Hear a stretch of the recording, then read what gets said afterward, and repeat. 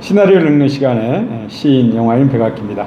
지난번에 이어서 오늘 또 박찬욱 감독의 그 멋진 영화 아가씨 그 두 번째 시간이 되겠습니다. 제가 읽어드린 시나리오는 정석영, 박찬욱 공동 각본의 아가씨 시나리오가 되겠습니다. 혼자 나가버리는 히데코, 문 닫히자 바로 무표정해지는 수키, 보석함 앞으로 가 서랍을 연다. 안에 든 브로치, 귀걸이, 목걸이 등을 대충 훑어보기만 하고 도로 내려놓는다. 금세공된 오페라 글라스만 집어들고 창가로 간다. 내려다본다. 지우산을 쓴 히데코가 내키지 않는 걸음을 옮기며 후원을 가로지르는 모습을 오페라 글라스로 쫓아가며 보는 수키. 안심하고 옷장으로 와 문을 연다. 선반마다 곱게 개켜진 기모노들, 그 화려한 천들을 스르륵 쓸어보다가 하나를 꺼내 펼친다. 앙증맞게 작고 빨간 어린이 기모노, 초상화 속 아이가 입은 바로 그 옷이다. 수놓인 흰 구름을 유심히 바라보다가 허리끈에 연결된 왕사탕만한 쇠 구슬들이 줄줄이 엮인 문진들을 발견한다. 만져보고 흔들어보지만 용도를 짐작할 수 없다. 잠시 후 옷장 서랍을 열자 가죽 장갑 수십 켤레가 세로로 빽빽하게 정리되어 있다. 고개를 절레절레하는 수키. 잠시 후 인형의 집들을 들여다본다. 가구며 소품들이 정교하게 재현된 실내. 옷장도 따로 있다. 열면 앙증맞은 옷들이 잔뜩. 잠시 후 바닥에 아무렇게나 철퍼덕 앉은 수키. 커다란 장식 달린 모자를 쓰고 거울을 본다. 이런 걸 왜 쓰는지 알 수 없다는 듯 벗고 다른 모자 상자를 열어보는 수키. 타조 깃털 장식, 과일 장식 같은 것을 한심하게 보다가 마지막 상자를 연다. 뱀이 또아리를 틀듯 동그랗게 말린 밧줄을 발견하고 고개를 갸우뚱하는 수키. 17. 후원 낮. 부슬부슬 가는 비가 내린다. 우산도 없이 종종 걸음하는 수키. 오래된 벚나무 앞을 지난다. 꽃잎은 바람에 지고 젖은 나무의 몸통이 번들거린다. 왠지 스산하다. 불길한 생각들을 떨쳐버리고 가던 길을 재촉하는 수키. 18. 별채, 서재, 낮. 2층 높이 별채 앞에 서서 기다리는 수키. 히데코가 준 고급 신에 묻은 물기를 꼼꼼히 닦는다. 안에서는 나지막한 히데코와 이모부의 목소리가 들린다. 문에 귀를 대보는 수키. 코우즈키. 언제나 이런 식이야. 잘못했다고 하고서 히데코의 손목시계가 정오를 가리키자 서슴없이 문짝을 두드리는 수키. 또 똑똑똑 노크 소리가 정확히 코우즈키의 또에 겹쳐진다. 아무래도 실내의 두 사람은 못 들은 모양이다. 침묵이 흐른다. 용기를 내는 수키. 두꺼운 참나무 문짝을 힘껏 민다. 이 별채는 온전히 서재에 받쳐졌다. 2층 높이까지 세 방향으로 둘러싼 책장, 빼곡이 들어찬 책들, 여기저기 걸리고 세워진 그림과 조각상, 입구 쪽으로는 복층으로 올라가는 계단, 맞은편 유일하게 서가가 안 세워진 벽에는 작은 부대처럼 생긴 독고노마, 뻥 뚫린 가운데 공간에는 거대한 책상이 놓였고 그 뒤에 검정 기모노를 입은 코우츠키가 앉았다. 그 맞은편 서기의 것 같은 작은 책글상 옆 바닥에 히데코가 고개 숙인 채 무릎을 꿇고 앉았다. 수키 쪽에서는 둘의 옆모습이 보인다. 눈이 커지는 수키. 저도 모르게 발을 들여놓는다. 코우즈키. 눈썹을 세우고 돌아본다. 녹색 렌즈로 된 안경을 썼고 히데코처럼 얇은 가죽 장갑을 끼웠다. 코우즈키. 어이가 없는지 누구냐고 묻는 대신 히데코를 본다. 히데코. 새로 온 한여예요. 수키가 공손히 인사하기 위해 한 걸음 더 내디디려 하는데 기겁하는 코우즈키. 펜을 든 손으로 수키 앞 방바닥을 가리키면서 절규한다. 펜이 흔들리면서 잉크가 바닥에 흩뿌려진다. 코우즈키. 뱀. 내려다본 수키. 큼직하게 또아리 튼 뱀을 보고 비명. 코우즈키가 늘어진 줄을 잡아당기자 벽에 접혀있던 주름식 쇠창살이 쫙 펼쳐진다. 재빨리 물러서지 않았다면 치일 뻔했다. 다시 보니 뱀은 바닥에 붙박아 놓은 바닥에 붙박아 놓은 채색 독이다. 히데코. 거기서 더 들어오면 안 돼. 타마코 코우즈키. 명심해라. 뱀이 무지의 경계선이다. 회중시계를 꺼내보더니 안경을 벗고 약통에서 알약을 하나 꺼낸다. 약을 올려놓은 혓바닥이 시커멓다. 그러고 보니 입술도 아래 위 맞닿은 부분이 검게 색이 죽었다. 물로 약을 삼키면서도 뚫어지게 스키를 보는 코우즈키. 19. 후원. 낮. 우산을 함께 쓰고 걷는 스키와 히데코. 골똘히 생각할 때 펜촉에 침 묻히는 버릇이 있어서 그래. 그렇게 지저분한 분 아니야. 근데 넌 무슨 하녀가 우산을 저 혼자 다 쓰니? 그제서야 정신을 차리고 우산 든 팔을 길게 뻗어 상전을 받쳐주는 스키. 둘의 모습이 벚나무까지 사이로 조그맣게 내려다 보인다. 갑자기 히데코 걸음이 빨라지작 따라가느라 애를 먹는 스키. 아가씨 20. 히데코 방. 맛. 스키와 히데코가 들이닥친다. 히데코 얼굴이 창백하다. 당황한 스키를 두고 화장실로 달려가는 히데코. 대야에 대고 토하기 시작한다. 눈이 후둥그레진 스키. 따라가 등을 두드려준다. 히데코. 괜찮아. 원래 이래. 책멀미야. 괜찮아. 저 일본말 책들은 너무 따분하거든. 괜찮아. 머리를 숙인 채로 힘없이 말하는 히데코가 가여워서 혀를 차는 스키. 참 뭔 놈의 책을 얼마나 읽길래. 히데코 등을 탕탕 쳐가면서 우리 아가씨 박사 되시겠네. 박사. 21. 하인 식당. 아침. 긴 상 주위에 두 줄로 마주보고 앉아 식사하는 열댓 명의 하녀들. 끝에 앉은 스키. 하녀 일이 벌떡 일어나더니 쭈뼛쭈뼛 스키 앞으로 온다. 하고 헛기침을 해서 모두의 주목을 끈다. 영문 몰라 올려다보는 스키. 고무신 한 짝을 내미는 하녀. 용기를 끌어모아 큰 소리로 선언하듯 말한다. 하녀 1. 장난쳐서 미안해. 다시는 안 그럴게. 용서해줘. 어찌할지 몰라 어정쩡하게 고개를 숙이는 스키. 숙제 마친 아이처럼 재빨리 제자리로 돌아가 밥을 먹는 하녀 1. 어지간히 억울한지 먹으면서도 눈물을 찔끔찔끔 흘린다. 하녀 3이 팔랑팔랑 뛰어와 맨 끝에 있는 하녀 2에게 뭐라고 속삭인다. 하녀 2. 정말? 얼굴에 화색이 도는 하녀 2. 맞은편과 옆자리 하녀에게 속삭인다. 소문은 두 줄의 귓속말 파도를 타고 퍼진다. 중간에 스키만 빼고 스키 뒤로 몸을 빼서 쏘곤대는 좌우 하녀들. 하녀 1조차 언제 울었냐는 듯 반색. 소식을 들은 이는 웃으며 기뻐하고 아직 못 들은 이는 궁금해한다. 사사키 부인이 나타나자 중단되고 못 들은 하녀들은 안달이 난다. 22. 히데코 욕실. 낮. 편백나무 욕통에 들어앉아 막대 사탕을 빠는 히데코. 옷 벗긴 인형을 씻긴다. 같은 크기의 예쁜 유리병들이 가지런히 든 등나무 바구니가 옆에 놓여있다. 병에는 여러 색깔 오일이며 향료 따위가 들었다. 히데코. 후지와라 백장님이 오늘? 고개를 끄덕이는 스키를 외면하는 히데코. 얼굴이 빨개지면서 혼잣말처럼. 그래서 그렇게 목욕하라고 설쳤구나. 스키. 저희 이모는요, 손님 오신 다음에 먹던 숟가락도 놓고 아가씨를 시켰대요. 손님이 아기한테서 좋은 냄새 난다. 그럴 때가 제일로 기뻤거든요. 아가씨는 제 아기씨예요. 기분 좋게 웃는 히데코. 이모가 아기를 시킬 때 사탕을 물리거든요. 목욕이 얼마나 달콤한지 가르쳐준다. 특히 백장님은 사탕을 안 주면 절대 물에 안 들어가는 아기였대요.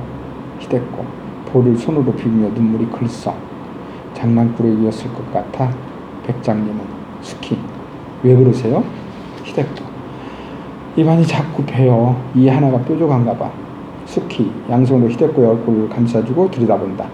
간 유리를 통해 희미한 햇빛이 들어올 뿐이지만 히데코의 벌어진 입안에 분홍빛 혀와 흰 이들은 잘 보인다. 손가락을 넣어 하나씩 만져보더니 재빨리 욕실 밖으로 뛰어나간다. 의아하게 바라보는 히데코. 또 뛰어서 들어오는 스키. 은재 골무를 보여주며 자기 입을 벌려 보인다. 따라하는 히데코. 골무 낀 손가락을 집어넣어 이를 갈기 시작하는 스키. 사각사각. 처음에는 눈을 감고 있더니 어느새 스키를 보는 히데코. 뺨이 붉게 물든다. 덩달아 부끄러운 기분이 드는 스키. 정신을 딴 데 팔려고 숨을 크게 들이며 마셔 향을 음미한다. 오히려 취할 듯 감미롭다. 혼잣말로 중얼거리는 스키. 이 냄새였구나. 입을 크게 벌리고 있어 말을 못하는 히데코. 그저 동의하듯 신음소리를 낸다. 스키. 히데코의 시선을 피해 목을 본다. 히데코가 침을 삼키자 물대뼈가 올라갔다 내려온다. 시선이 내려간다. 수면 아래로 보이는 히데코의 젖꼭지가 숨 쉴 때마다 오르락내리락 한다. 히데코의 눈꺼풀이 파르르 떨리더니 수키를 본다. 이윽고 골무를 빼는 수키. 맨손가락으로 이를 가만히 문질러 매끄러워졌는지 확인한다. 수키. 매끈매끈해요. 히데코. 혀로 확인을 하더니 괜히 딴 데를 보며 히데코. 냄새 좋아? 너도 들어올래? 수키. 예? 대답 대신 쑥 돌아보는 히데코. 부끄럽기도 하지만 향기의 유혹에 빠져 멋쩍은 웃음을 터뜨리며 겉옷을 벗는 수키. 노크 소리 들리자 화들짝 놀라 고름을 풀던 손을 멈춘다. 하녀 3. 소리. 후지와라 백작께서 2시간 후에 도착하신다는 정갈이 왔습니다. 23. 현관. 낮. 사사키 부인과 집사. 하인들이 나란히 서서 인사한다. 여자들은 각자 제일 좋은 옷을 차려입었다. 기모노 차림의 백작이 차에서 내려 집에 들어선다. 짐을 든 운전수가 뒤따른다. 골고루 눈을 맞추며 인사하는 백작. 못마땅한 표정의 남자 하인들. 활짝 웃는 여자 하인들. 24. 응접실. 낮. 노크 소리에 히데코가 몸을 돌린다. 하인의 안내를 받으며 백작이 들어선다. 문 옆에 선 수키를 거들떠도 안 보고 아름답게 차려입은 히데코를 향해 직진하는 백작의 귀족적인 태도. 백작. 도착하자마자 응접실에 들여주시다니 정말 친절하십니다. 여행 때문에 옷차림이 이 지경인데도 말이죠. 그러나 백작의 차림새는 한 점 흐트러짐이 없다. 똑바로 마주보지도 못할 만큼 부끄러워하면서 목례하는 히데코.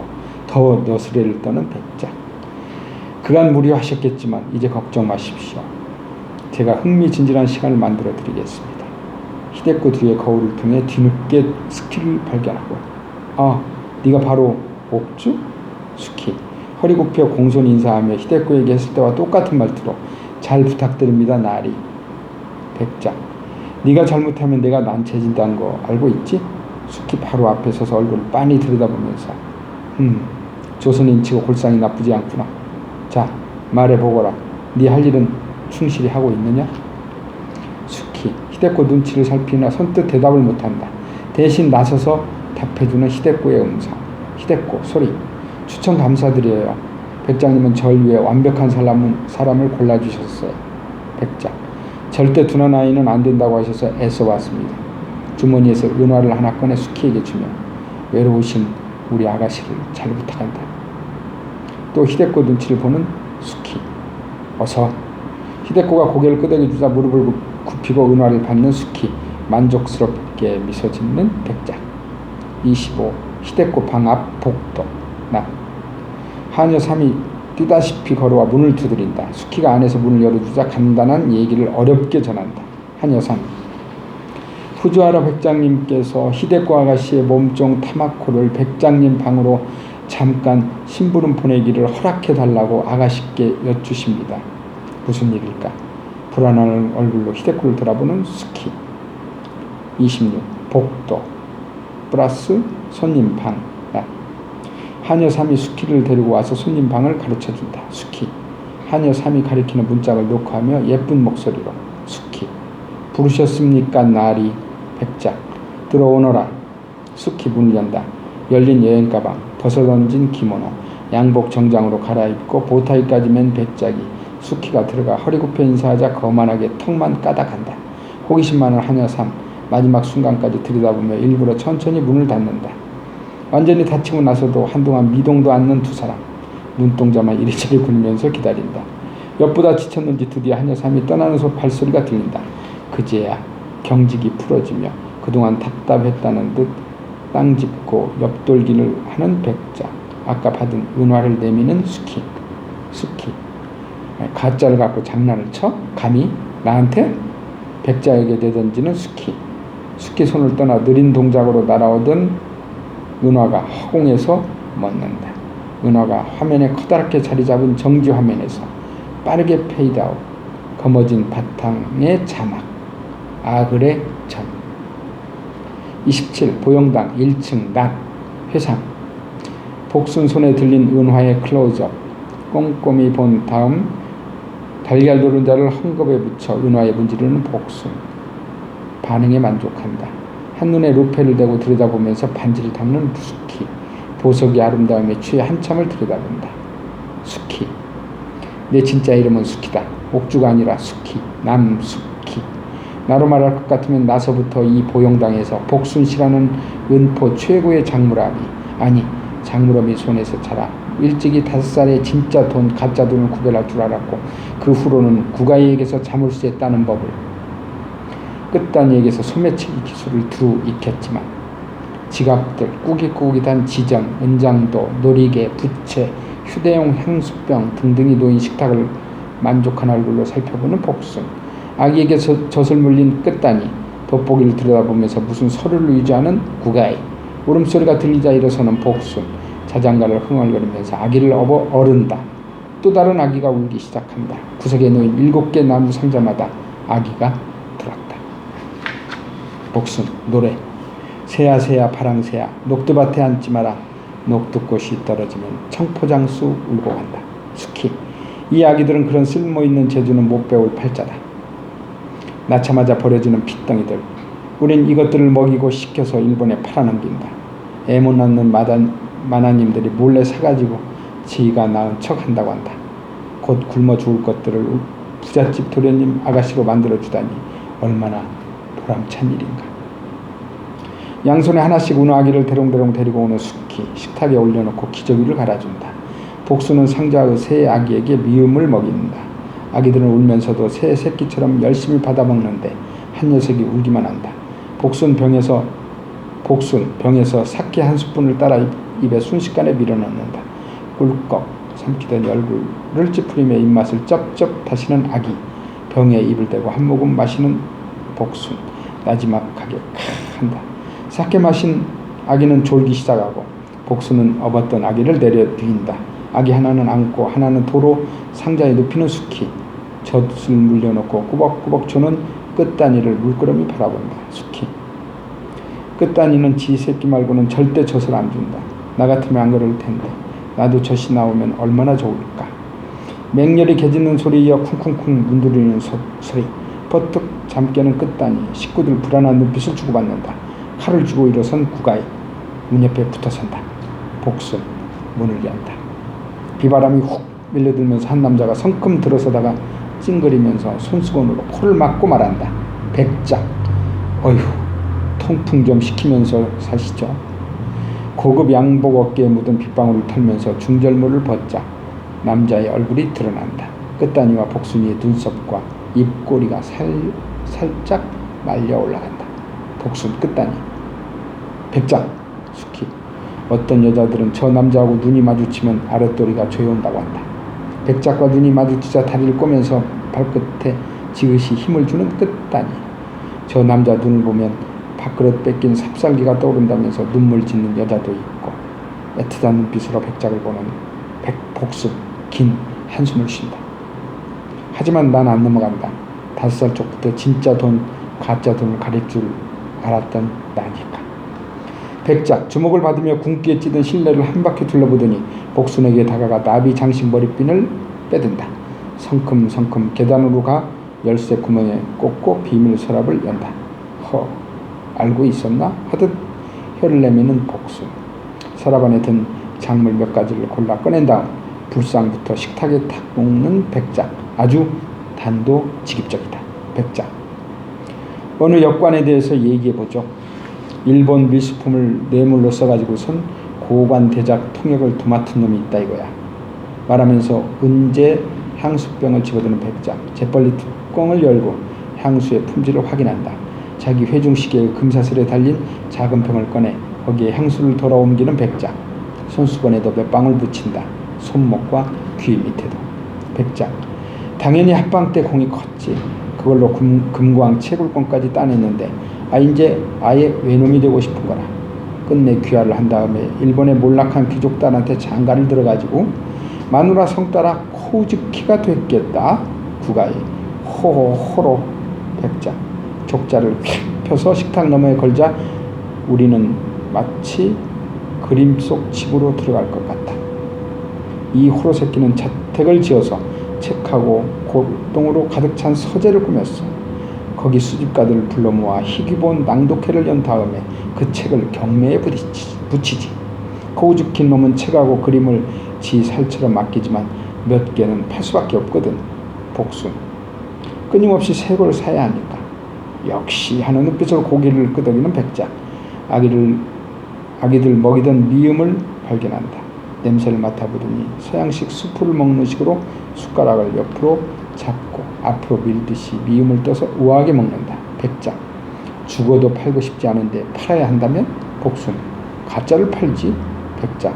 정확히 맞췄다는 듯 손가락 두 개를 튕겨 딱 소리를 낸다. 코우즈키는 정교한 위본을 만들 전문가를 수소문합니다. 양손바닥을 마주 비비는 백작. 손을 떼자 마술처럼 은재 담배 케이스가 나온다. 그것을 불상 곁에 놓는다. 지놈처럼 가짜가 아니라 진짜 일본인, 게다가 귀족. 나고야의 백작 후지와라님이시지. 복순.